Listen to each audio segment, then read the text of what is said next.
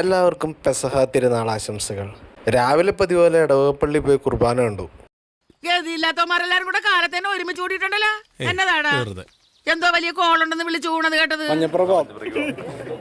ആ കോളാണ് ഈ കോള്. നമ്മുടെ ചെക്കൻ്റെ കാലഴിമുത്താണ്.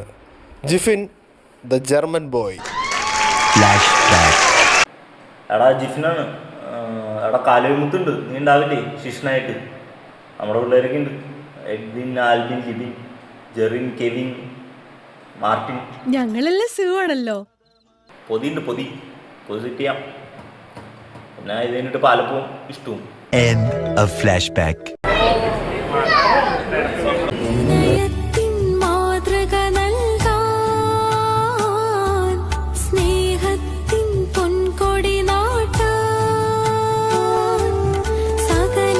കുനിഞ്ഞ മർമ്മം അടിച്ചോണ്ട് പോണ നാടല്ലേ പിള്ളേച്ചാ? എന്തിനാ കുനിഞ്ഞത്? നീ വരാൻ വേണ്ടി കുനിഞ്ഞതാ. ഈ പെസഹ പൊതി ഒരു വികാരമാണ്. ഇത് കിട്ടാൻ വേണ്ടി മാത്രം ശിഷ്യനാവുന്നവരുണ്ട് നമ്മുടെ കൂട്ടത്തിൽ. കാലഴിമുത്ത് കഴിഞ്ഞാൽ പാലപ്പവും സ്റ്റൂവും ചായയും റോബസ്റ്റപ്പഴും, അതും മറ്റൊരു വികാരമാണ്. ഈ നാട്ടിൽ പട്ടിണിയുടെ ഒരു കുറവേ ഉണ്ടായിരുന്നുള്ളൂ, അത് അവരായിട്ടങ്ങ് തീർത്തു. ഇങ്ങനെ ആക്രാന്തം കാട്ടാതെ മകളെ, മെല്ലത്തിന്റെ മകളെ. ചേട്ടാ ഇവിടെ ആവശ്യമുള്ള കൊടുക്കണ്ട. ഇവന്റെ വയറ്റില് കൊക്കോ പുഴുവല്ല, കൊക്കോ പാമ്പാന്നാ തോന്നുന്നത്. നീയൊക്കെ കണ്ണൂരിച്ച് പഴയ പോലെ ഒന്നും കഴിക്കാൻ പറ്റണ്ടായി.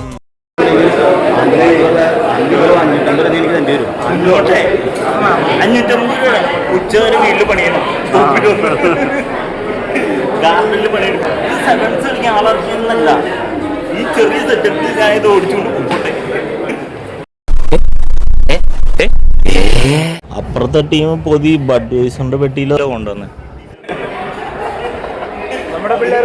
ഞങ്ങൾക്കൊരു കേഫെങ്കിലും നല്ലതെന്ന് പറഞ്ഞാ ആണുങ്ങൾ നമ്മൾ കൈ നോക്കുന്നത് ഇത് വെച്ചിട്ടല്ല, വെള്ളം അത് തുണി. പെസഹ പൊതി ഒരു നേർച്ചയായിട്ടാണ് കാണുന്നത്. അത് വീട്ടിൽ വന്ന് തുറന്ന് എല്ലാവരുമായിട്ട് പങ്കുവെച്ച് കഴിക്കുക, അതൊരു സന്തോഷമാണ്. ഇനി വൈകുന്നേരത്തേക്കുള്ള കലത്തപ്പവും പാലുണ്ടാക്കൽ പരിപാടികളാണ്. അത് അടുത്ത വ്ളോഗിൽ കാണാം. Okay, bye.